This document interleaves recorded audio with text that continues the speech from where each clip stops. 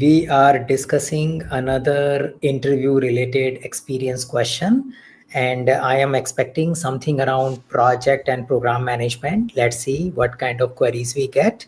We have a participant who is willing to talk about his interview questions, and they should be useful for everyone. It's more about a discussion. Let's see what comes out. Thanks Please for go ahead. your time. Thanks for your time, Saket. So based on my experience or based on the interviews that I have been giving, there are some questions that I have collected. So first question that I received was, suppose you have to build a metro and tell me all the steps that you will take in this process. You are a new organization. You don't have any employees. You are just the employee. So that was the question. So it's a little open-ended question. What they are trying to understand is that what is your overall project experience, project initiation till execution experience. Yeah. Mm-hmm. So you may talk about that whenever I start a new project, typically we start with these steps. So for example, if you have an experience more on a contract driven organization, so you may start with understanding what is our contractual obligation, what is our deliverable. So I spend time learning that. And then maybe my organization has given me some further guidelines which are beyond the contract. So I may have a project charter coming in from my seniors who are telling that this is your project objective, this is the contract, you need to execute it. Then you start working on the way we do project management. You start assembling the stakeholders, you work with the stakeholder list, you start identifying who are the people who possibly can work on this project. And after doing some amount of background and initial understanding, you probably do a kickoff meeting. Yeah. So you explain that. And then there depends upon what is the overall life cycle. So for example, the engineering projects may have different kind of phases, different kind of documentation. So if you are coming from that background, then you need to talk about what is our feasibility assessment, what is our compliance assessment. There could be a specific terminology like that. So depending upon that context, but after the overall kickoff gets done, then you talk about what are the next steps you do, something to do with requirement understanding, feasibility understanding, technical understanding, identifying what can be delivered in what duration, and then coming up with the schedule preparation, cost estimation, keep validating against your initial cost estimation which you had during your contract, continuously working with the stakeholders. So something like this you need to explain.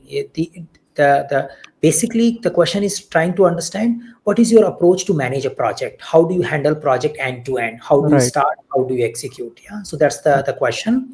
Now depending upon the domain you are in, you may put a specific keywords but try to formulate.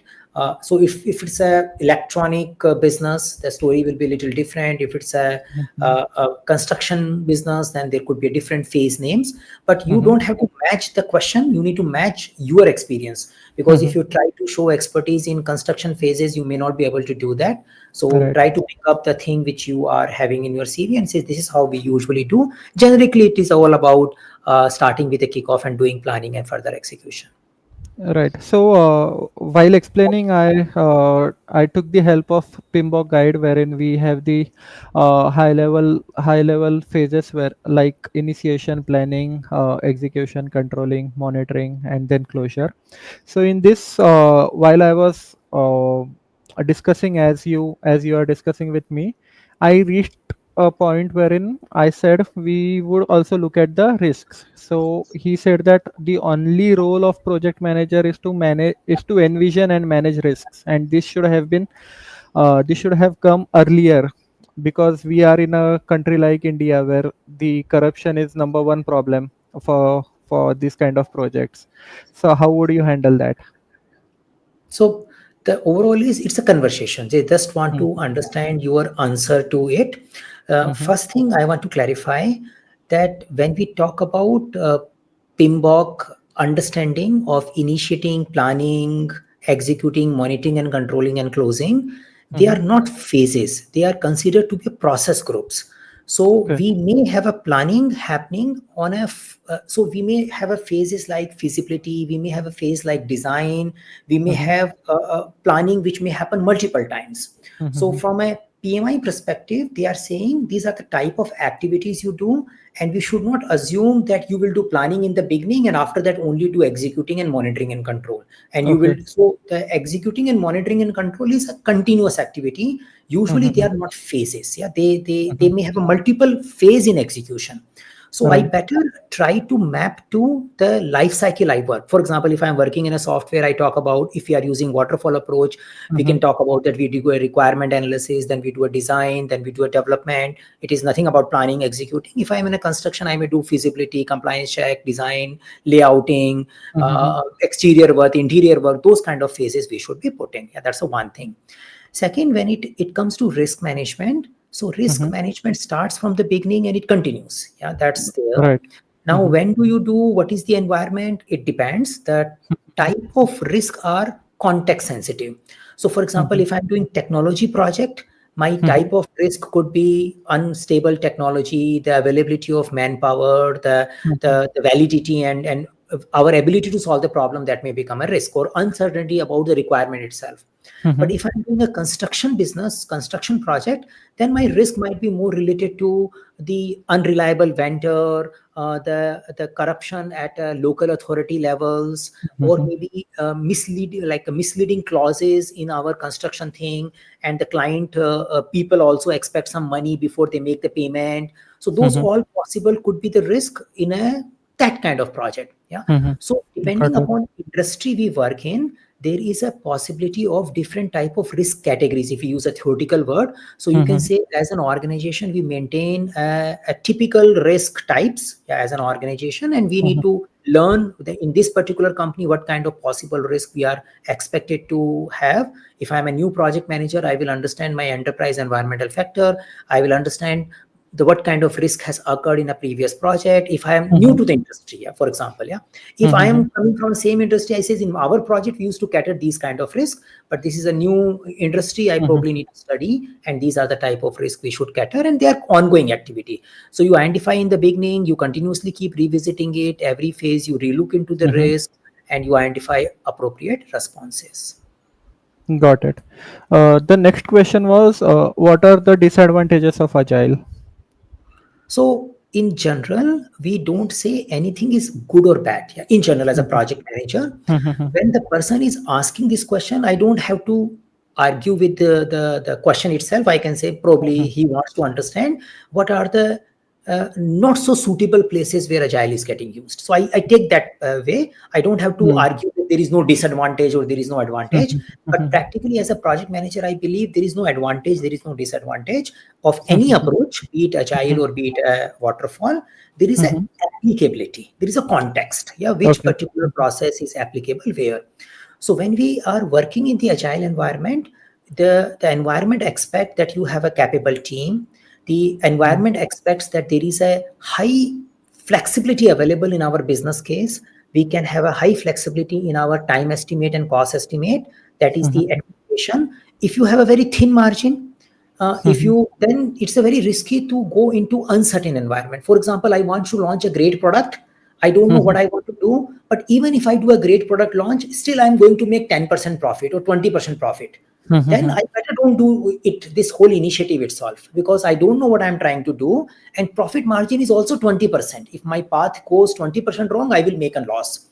But if I'm mhm, doing new technology work and my profit margin looks maybe 1000% or 200%, then I will mhm, say, let's try it out. I'm thinking I will be able to do it in 100,000. Even if it takes 500,000, even if it takes 1 million, still I may end up making 2, 3 million out of it. Yeah. Then I mhm, will go for it. So if my margins are stringent, if my stakeholder ability to take risk related to time and money is less, then I need mhm, to only do those work where there is a stability. Yeah. And which mhm, means I should not be doing the work where there is an uncertainty. And that way I am probably saying I should not do uncertain work. And that's why probably I can say, oh, probably I don't use agile there. Yeah, that's the idea. But actually, it is not about the method. It is more about the mhm. type of work. Yeah, Got it. somebody may do the same type of uncertain work with waterfall. Still, there is a problem. If you don't know what you have to Mhm, work with, mhm, even if you make a waterfall project, still you will not be able to achieve the 10% margin. Yeah. So I try mhm, to explain that way, but not to argue. Maybe the person has some mindset. So we can say agile is suitable where things are flexible, things Mm-hmm. are evolving, profit margins are high. The second thing, which from a construction or these kind of industry perspective we can see, is the cost of change is not that high. Yeah, for example, if I Mm-hmm. take a building without planning and I have to recreate it, the cost is significant. But if I Right. create a digital product and I have to Mm-hmm. recreate it, the cost is not that high. So if Mm-hmm. the cost of change is very high, I want to be very clear what I'm building before I build it. But if the cost of change is less, and Mm-hmm. in order to get a clarity what I want to build, I will end up spending a lot of time. I say, why don't I build it? Because it's very difficult to get a clarity what we want. Yeah, so we will update it because cost of updation is not high. So that way also I can explain. I can say, if the cost of change is high, if the risk associated with the change is high, then also I will not go for agile ways of working. Yeah. Mm-hmm. Okay, so next question. What are the roles and responsibilities of of a program manager according to you? So program manager is little tricky thing. Yeah. Mm-hmm. Reason being that there is a PMI, program management standard. Even I teach PGMP program, and Mm-hmm. then there are organizations who may focus on some portion of program management. Mm-hmm. But in generally, if I follow the PGMP terminology, the Mm-hmm. PMI try to divide it into multiple domains. But one of the Mm-hmm. domain which commonly seen as a program manager role, even in the job description, is a program lifecycle management. So, Mm-hmm. which is basically talking about integration, collaboration, coordination amongst different project component team, ensuring dependencies are taken care, ensuring conflicts are resolved, taking care of shared resources, shared teams, shared energy, which might be used in multiple projects, yeah, under it, Mm-hmm. maintaining overall master schedule, ensuring the timeline forecast at a program level, working with the stakeholders who want to work at a joint group level. So we define program as a collection of interrelated projects who need to be Right. managed jointly in order to Mm-hmm. create optimum benefit. So working at Mm-hmm. a stakeholder level, and also ensuring sometimes you have a mentoring responsibility to a project managers. Sometimes Mm-hmm. project managers are at an equal level, even at a senior level than program managers Mm-hmm. sometimes. But Mm-hmm. I need to see as per my experience. But if I had an opportunity where project managers were expected to be mentored and coached by me, then I also say I guide project managers in doing project management activities as well. I Mm-hmm. maintain overall visibility of the program for the management. I work as a second level escalation group. I maintain overall roadmap, which gives a clear visibility of where we are heading. I Mm-hmm. highlight whenever the delays are happening in our overall execution. Now, these all tasks are execution oriented. Yeah. Mm-hmm. Now, PMI sees it, yeah, from and it depends upon in experience if I had it, they see from a perspective of benefits also. They tell Mm-hmm. the program managers are just not responsible for producing the deliverable. They should also work very closely with the business to make Mm-hmm. sure the implementation which they are doing is also producing the desired benefits, revenue, sales improvement, customer support. Yeah, so they expect program manager working more towards the benefit side and Mm-hmm. ensuring the strategy and the execution of the program also working in the alignment. So if those kind of things are given in your CV, if you have opportunity to even explain what were the benefits associated with the program, then you go for it. In Mm-hmm. a practical, when I work with various program managers, this area many times missing in their experience. Their main experience is still in the execution area, Mm-hmm. managing risk at a program level, managing issues, doing communication, ensuring stakeholder engagement at a program level. So those kind of Mm-hmm. things you can build. Okay, got it. So next question was like, during a sprint, a developer says that they miscalculated a story, and the story point should have been two instead of one. So what will be your action in this case? No action. Yeah. So in general, so Mm-hmm. see, the idea of agile ways of working is we need to, or even in a pure project management working is, yeah, Mm-hmm. forget about sprint. Even I say traditional project management, someone estimated 10 hours and now they believe it's going to be 30 hours. That's the Mm-hmm. information. Yeah. It's there in a given week or it's given in the given month. It could be in a same sprint also. Mm-hmm. Now we need to find out what do we do with the latest information. It's the new Uh, information. yeah. Now So we it can was like, definitely, yeah. would you allow to increase the story points, or what will be your approach in this case? So there is no my approach, it's a team approach. So in a Mm-hmm. way, the idea is story points will change if we see that we miscalculated the complexity relative to other stories. Yeah. Mhm. So if I Right. see, and usually 1 2 is very small, so it is better Uh-huh. not to have so much discussions. But if 1 to 5, then it makes little Uh-huh. significant. You can say we estimated story 1, but now we believe it's 5, and then it's Mhm. a real thing. 1 2 3 is very close. Yeah. So I probably don't Mhm. spend. I says whatever you Right. do.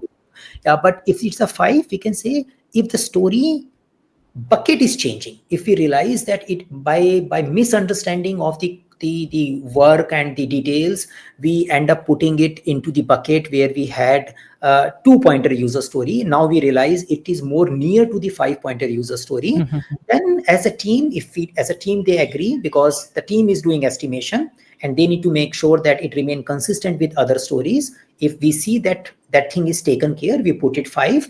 Reason being, we want to understand our ability to do the work in a Mhm. velocity. By putting right estimation, we can be able to forecast our future work. Yeah, we don't want to show that we have done a less work and so that we will get a less work in the future also. So we Mhm. should get a right forecasted velocity for our future estimation. If we realize the bucket was wrong, we fix it.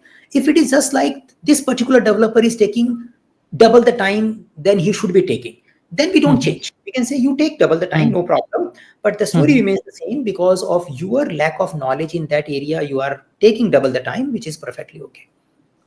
Okay, got it. So my approach in this case was, so I answered like, if we change the story points in between the sprints, the velocity and burn down chart may get disrupted, and it will not help us in future. So what we could do is we could split the story if the complexity is more, and the remaining work could be a spillover and taken in the next sprint. But I would not encourage changing the story points in between the sprint But because that of the itself is the yeah. change of the story. So Right. from a one story, you created two story. The only Hmm. difference is that the rather than changing the story of the current story, you created two stories out of it, and one story Hmm. you can say the additional work we are putting into the next sprint or Right. backlog again, and we are Hmm. taking small portion of it.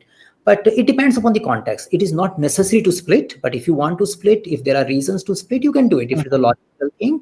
But overall, I need to discuss with the team what is best. But in this Okay. case also I am changing the estimate, yeah, in a way, because it is Hmm. not the same work. Yeah, if I'm saying not changing the estimate, it means I finish the whole story and I keep the estimation as it is. Yeah, that's the Hmm. not changing the estimate. Right. So next one was like, give me an example where you used the 5 why technique.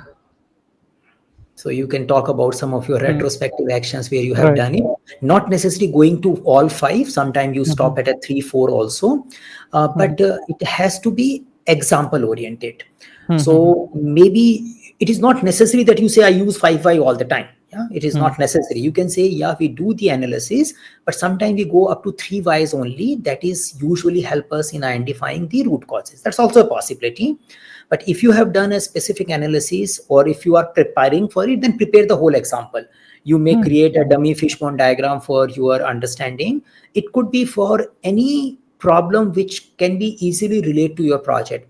The problem could be that how do we start meeting our sprint commitments? We may have a situation where we were not meeting our sprint commitment, or we Hmm. may have a situation where we have more than average defects coming in the upcoming weeks or sprints, whatever the things you are doing. So we have a increase in our defect reports. Yeah, that's a problem Hmm. which we are talking about. Or we have a frequent missing of our milestones. We commit our date to our stakeholder, be it agile, non-agile, whatever is the case, and we have Hmm. a frequent thing. So I need to bring a problem first, which is very Hmm. clear. And then I say that we got into the details. We started looking into missing timeline as a various area, estimation area error, team Hmm. speed error, coordination issues. So we created few categories out of it, like a Hmm. coordination, estimation, and team area. And then we Hmm. try to find out what are the issues there. We probably figured it out that in a coordination we have lack of dependency management. Yeah, so that could be a one thing. Then when we realized this lack of dependency management could be an important thing, then we got into more detail. We started asking, why do we have a lack of dependency management? Why we missed the dependency last time? Because of that we missed our timeline. Then we may identify that it was missed in the because the other team has not delivered to us. Why the other team has not delivered us? Because they have not planned it.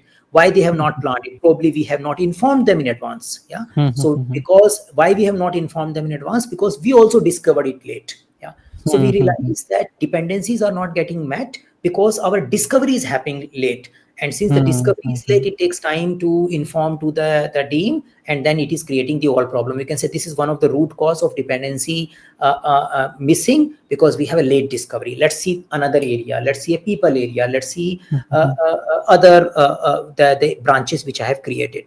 So if you can build such kind of example for interview purpose, or if you try it out in your upcoming retrospective meetings, this is how you can present it. And you can definitely, if you're building the idea, nowadays chat gpt and all can help you. You can just say, hey, help me in possibly creating a template for 5i analysis, or create a case study for 5i analysis with the problem of delay in meeting the milestone. So you need to ask a little specific question, and then you can get some examples, and you can change some of the content. Okay, got it. And the next one was, how do you do the capacity planning? So my answer was like, we had a template wherein we used to take the holidays and planned leaves based on the team, and based on that, if for an example, if we had 5 team members and we had a 2 week sprint, so we had 500 hours working hours available, and based on that, productive and non-productive hours I used to divide 80/20. And based on that, what was our velocity, what is our team's velocity, and I would take the ratio and do the velocity planning for the upcoming sprint. This is what I answered. And the interviewer said that ask to story point is not allowed in Scrum, so how do you tackle that? So see, the theory is one side. So what is the capacity planning? The way you explained is perfectly fine. There are two areas. You just don't have to do a ratio. Yeah, that's the only thing. You can Okay. say we have to look into two aspects of our capacity planning. What is a forecasted velocity? And for a word forecasted velocity, you better use historical reference. Don't use any calculation for forecasted velocity. That could be a one improvement you can do in your answer. You can say, Okay. we have a forecasted velocity from historical data only. Uh-huh. But on top of that, you may have other information which you are coming up with available productive days. Yeah, so holidays, leaves need to be factored in. So when we are doing sprint planning, we need to consider capacity of availability. You can call it availability of people. And then you also need to consider what was your historical velocity. Based on that, you will do a planning. Yeah, that's how Right. we do in a Scrum word. So that's a perfectly okay. If you go in a more detailed waterfallish word, then we may have a little more detailed capacity planning. It is just not limited to how many days available of your team.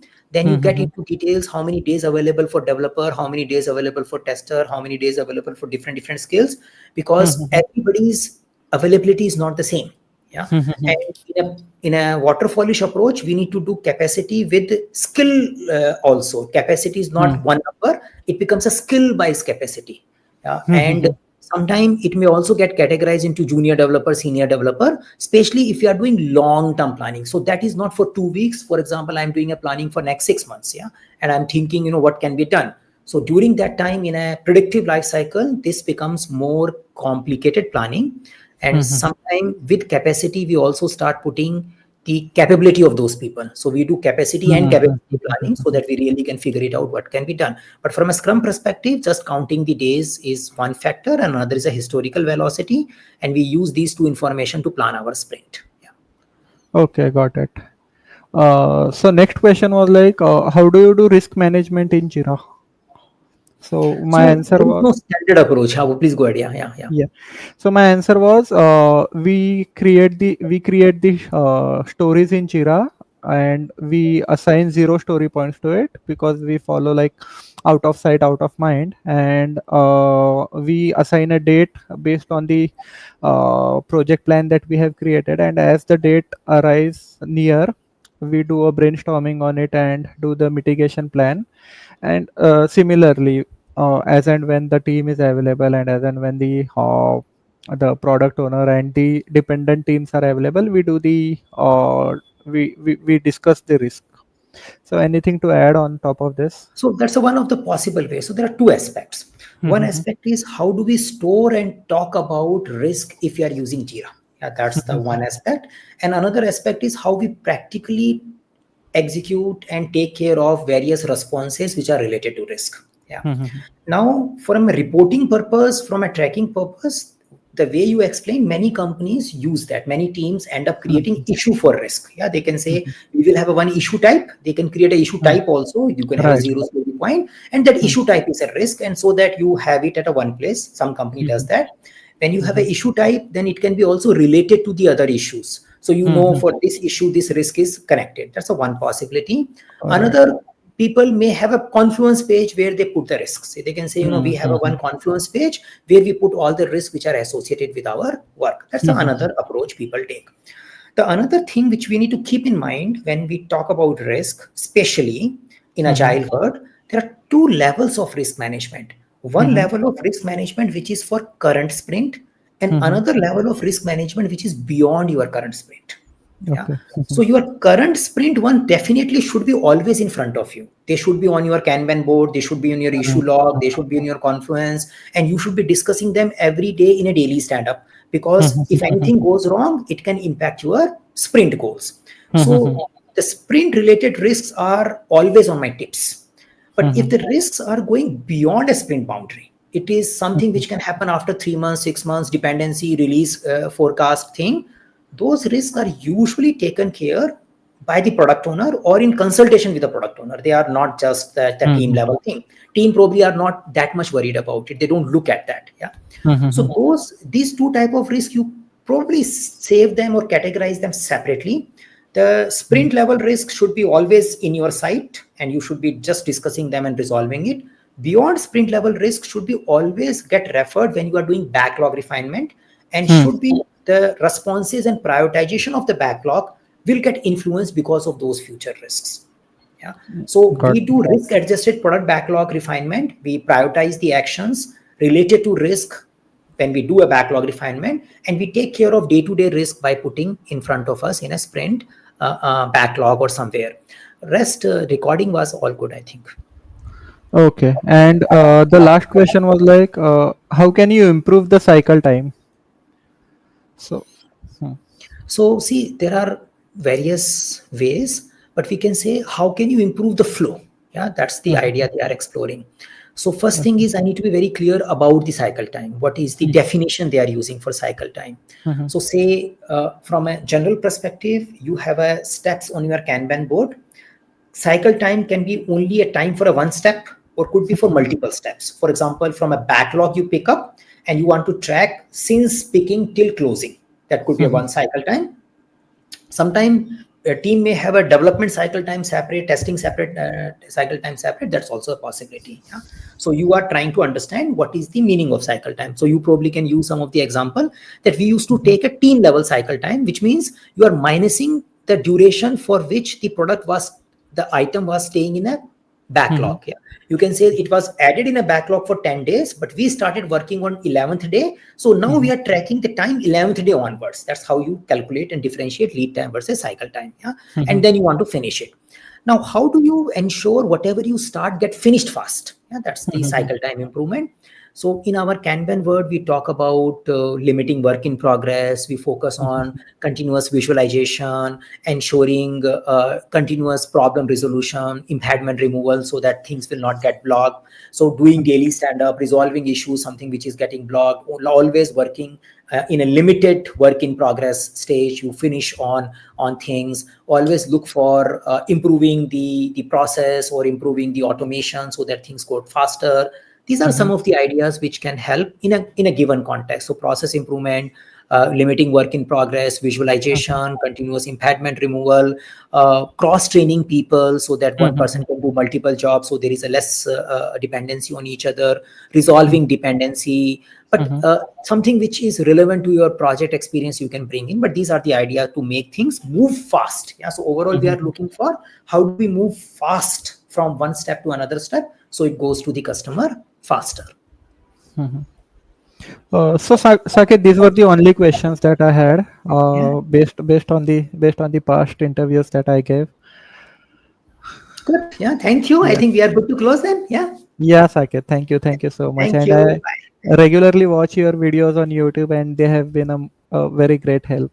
Thanks for that. Thank you. Nice, nice. Yeah. Bye, bye, bye. Bye.